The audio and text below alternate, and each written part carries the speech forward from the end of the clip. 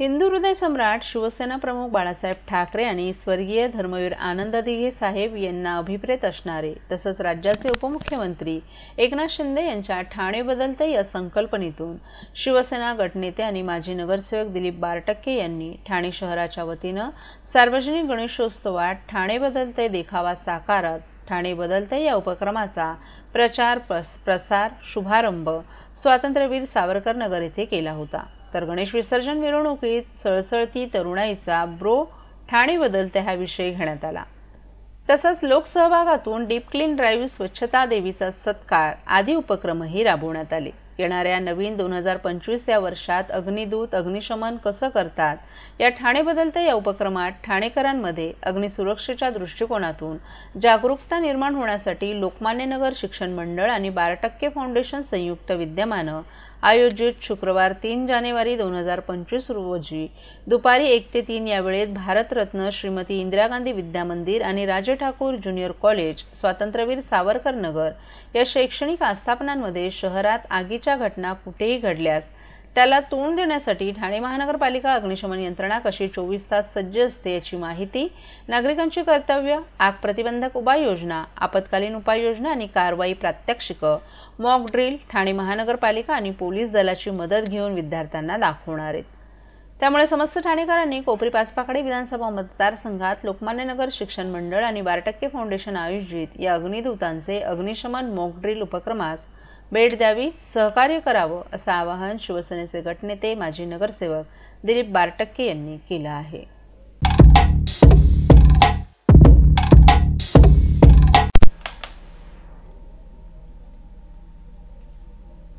ठाण्यातील आयोजित एका पत्रकार परिषदेत राष्ट्रवादीचे नेते जितेंद्र आव्हाड यांनी सरकारवर तीव्र शब्दात आरोप केलेत।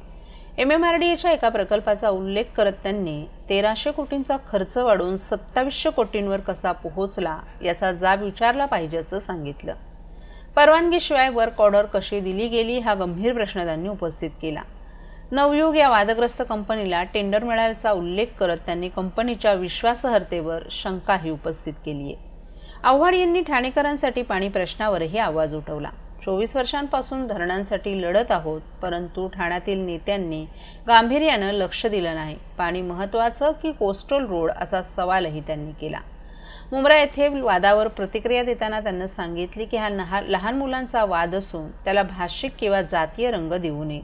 पोलिसांनी हस्तक्षेप करून परिस्थिती शांत करावी असं आवाहन त्यांनी केले। दिल्लीतील परिस्थितीवर बोलताना त्यांनी सांगितलं की माणुसकीचा खून होत आहे आणि भेदभावानं देशातील एकता धोक्यात येत आहे। मुख्यमंत्र्यांनी वर्क ऑर्डर रद्द करून नवीन टेंडर प्रक्रिया राबवावी अशी मागणी करत त्यांनी सरकारवर भ्रष्टाचाराचे आरोप केले। महाराष्ट्र विकू नका अशी भावनिक त्यांनी विनंतीही केली आहे। तुम्हाला रस्ता भ्रष्टाचाराच्या गंगेत वाहून जाणारा रस्ता तुम्हाला 2700 कोटी, हा रस्ता जाईल 5000 कोटीपर्यंत आणि 2700 कोटीचा रस्ता आहे ना, याच्यात 10% ऑलरेडी आतमध्ये आलेले आहेत।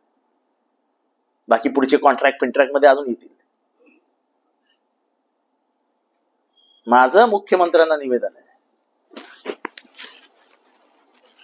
की सगळं रद्द करून नवीन फेअर टेंडर प्रोसेस सुरू करा आणि that should be absolutely transparent. कसं झालंय, बाजारात शर्ट विकायला ठेवायचा, पण आदल्या रात्री शर्ट कोण घालणार आहे त्याला बोलवून माप घ्यायचं, खांदा किती लांब आहे, बाही कितपर्यंत घ्यायची, तर सगळं डिझाईन करायचं। त्याला जाता तुझा घरी दुसऱ्या दिवशी शर्ट बाजारात विकायला आणायचा, हा शर्ट विकायला आहे, आणि संध्याकाळपर्यंत त्याला कोणी येतच नाही, गिरायकच नाही। संध्याकाळी एक माणूस येतो सांगतो मला पीठ बसलाय, घालून निघून जातो। इतका सोपा भ्रष्टाचार केलाय। फक्त काय, आंधळ दळतंय, कुत्र पीठ खातंय, ते पण जाऊन भुंकतंय, कोणाला काय मिळत नव्हतं लक्ष द्यायला। आणि म्हणून हा ओपन भ्रष्टाचार काही आमच्या वृत्तपत्रांनीही उघड केला आहे, हा महाराष्ट्राच्या समोर ठेवतो। बीडमध्ये सुद्धा इलेक्शनसाठीच फंड जमा करत होते आणि हाचा पैसा सुद्धा इलेक्शनसाठीच वापरला गेलाय। इलेक्शनसाठी पैसा लागतो, आपण जरूर वापरा। पण ज्या MMRDA बद्दल महाराष्ट्राला मुंबईतले जाणकार जे आहेत त्यांना माहिती होतं की MMRDA खूप मोठं आणि चांगलं काम करणार आहेत.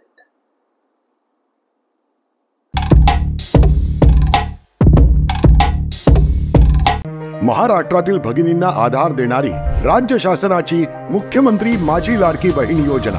या योजनेअंतर्गत अल्प उत्पन्न गटातील 21 ते 65 वयोगटाच्या भगिनींना मिळणार दरमहा 1500 रुपयाची मदत.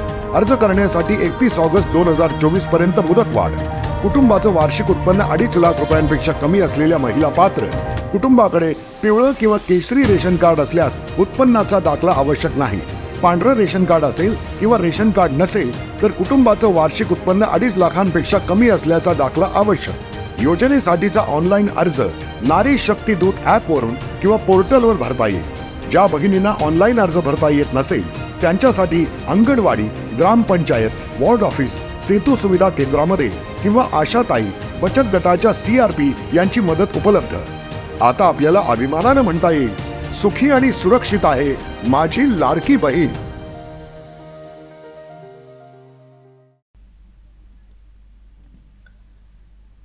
राष्ट्रवादी काँग्रेसचे नेते जितेंद्र आव्हाड यांच्या ठाण्यातील पत्रकार परिषदेत पोलिसांच्या उपस्थितीवरून खळबळ उडाली आहे. ठाण्याच्या विशेष शाखेचे पोलीस या पत्रकार परिषदेचं शूटिंग करत असल्याचं दिसून आलं. यावर तीव्र प्रतिक्रिया देत आव्हाड यांनी सरकार आणि पोलीस प्रशासनावर गंभीर आरोप केलेत. विरोधी पक्षाच्या नेत्यांवर पोलीस का वॉच ठेवत आहेत? आमच्यावर वॉच ठेवण्यापेक्षा वाल्मिकी कराड यांच्यावर लक्ष द्यावं अशी टीकाही त्यांनी केली आहे. आव्हाड यांनी उपस्थित केला मुख्य प्रश्न असा की आपल्या खासगी घरात पत्रकार परिषद सुरू असताना पोलीस घुसतातच कसे? सरकारला नेमकं काय साधायचं आहे? या प्रकरणी आव्हाड यांनी सरकारच्या भूमिकेवर शंका उपस्थित करत हा प्रकार लोकशाहीच्या विरोधात असल्याचं सांगितलं. सरकारच्या या कृतीमुळे आमच्या अधिकारांवरच गदा येत असल्याचंही त्यांनी सांगितलं. या घटनेवर ठाण्यातील राजकीय वातावरण चांगलंच तापलं असून विरोधी पक्षांनीही सरकारवर टीकास्त्र सोडले. कमीत कमी पोलिसांची रास्त राहिली असते. ह्याचा अर्थ शासनाकडनं त्यांच्यावर दबाव होता की त्याला येऊ द्या CIDच्या ह्याच्यात. तो गाडीत नव्हता, तो CIDच्या दारात. म्हणजे किती कापडे फाडले पोलिसांचे. हे पोलीस एवढे हे नाही आहेत. पोलीस कोणाला चोपटवतात. कराड काय नाही, हे काय नसतं पोलिसांसोबत. पण मला कराडचं कौतुक याच्यासाठी वाटतं की मी 89 सालापासून हे सगळं बघतोय. दाऊद, छोटा राजन, बाबू रेशीम, अरुण गवळी, अमर नाईक, हे मुंबईतले मोठी मोठी नावं, त्यांची जेवढी चालत नाही तेवढी या कराडची चालते. त्याची ताकद काय आहे ते मला माहीत नाही. पण अशी दादागिरी तर कोणाचीच चालली नाही की डायरेक्ट पोलीस स्टेशनच्या दारातच आला.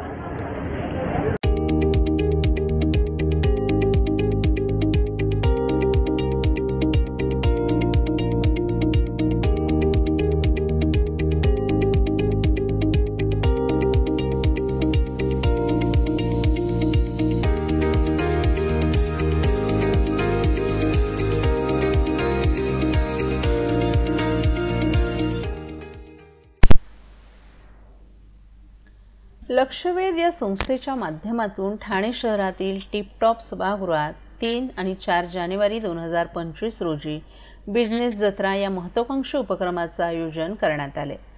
बिझनेस जत्रेचं हे 4थं पुष्प असून या उपक्रमाचं उद्घाटन महाराष्ट्र राज्याचे उद्योग मंत्री उदय सामंत आणि खासदार नरेश म्हस्के यांच्या हस्ते करण्यात आलं.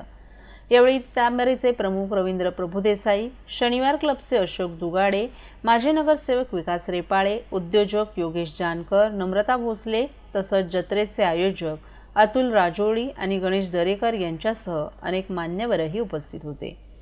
उद्योग, सामाजिक, शासकीय आणि राजकीय क्षेत्रातील विविध मान्यवर जत्रेला भेट देऊन लघु आणि मध्यम उद्योजकांना मार्गदर्शन करणार आहेत. बिझनेस जत्रेच्या माध्यमातून उद्योजक, ग्राहक, तज्ज्ञ, बँका आणि आंतरराष्ट्रीय व्यावसायिक संघटनांना एकत्र आणून संवाद आणि नेटवर्किंगसाठी अनोखं व्यासपीठ उपलब्ध करून दिलं जात आहे. या प्रदर्शनात लघु आणि मध्यम उद्योजकांनी आपल्या उत्पादनांचं सादरीकरण केलं असून मोठ्या कंपन्यांसोबत थेट संवाद साधण्याची त्यांना संधी मिळणार आहे. तसंच विविध बँकांचे स्टॉल उपस्थित असल्यामुळे आर्थिक सहाय्य आणि योजनांची माहिती उद्योजकांना मिळणार आहे. 25हून अधिक नामांकित वक्ते आणि उद्योजक 10पेक्षा जास्त परिसंवादांमध्ये सहभागी होत असून या प्रदर्शनाला 25,000पेक्षा अधिक लोक भेट देतील असा आयोजकांचा अंदाज आहे. या माध्यमातून 10,000हून अधिक व्यावसायिक संपर्क प्रस्थापित होणार असून 100 कोटी रुपयांपेक्षा जास्त व्यवसाय होईल अशी अपेक्षा आहे. लक्षवेध बिझनेस जत्रा लघु आणि मध्यम उद्योजकांसाठी व्यवसाय वृद्धी आणि नेटवर्किंगची सुवर्ण संधी ठरली आहे.